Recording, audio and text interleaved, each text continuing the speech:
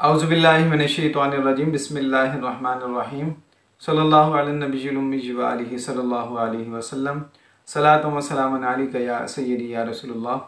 अस्सलामु अलैकुम व रहमतुल्लाहि व बरकातुहू।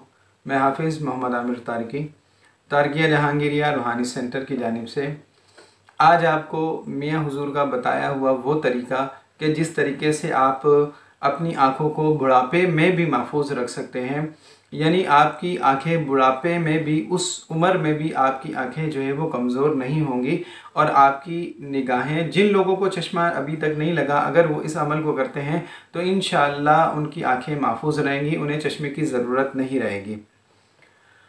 तो ये एक छोटा सा तरीका है। अगर इस तरीके पर अगर आप अमल करते हैं तो इंशाअल्लाह आपकी आंखें बहुत ज़बरदस्त काम करेंगी और अगर नज़र कमज़ोर हो रही है तो नज़र भी अपनी जगह वापस आना शुरू हो जाएगी। ठीक है। और जिन लोगों को चश्मा लगा है वो अगर वो लोग भी इस अमल को करते हैं तो इंशाअल्लाह उम्मीद है कि उनका चश्मा उतर जाएगा।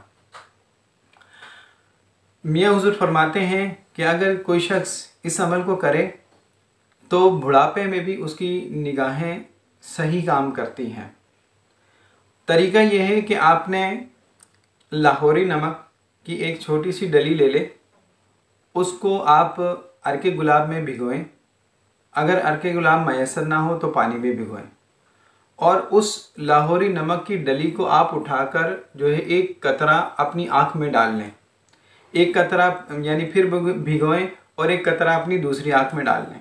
इस तरीके से आप 2 कतरे रोज़ 2 कतरे यानी एक कतरा इसमें एक कतरा इसमें अपनी आँखों में डालें तो इंशाअल्लाह आपकी आँखें हमेशा महफूज रहेंगी और बहुत ज़बरदस्त आपकी जो नज़रें हैं वो अच्छी तरीके से काम करेंगी। बुढ़ापे में भी इंशाअल्लाह आपकी नज़रें कमज़ोर ना होंगी। ये मेरे पीर मुर्शिद का बताया हुआ एक नुस्खा है, एक तरीका है।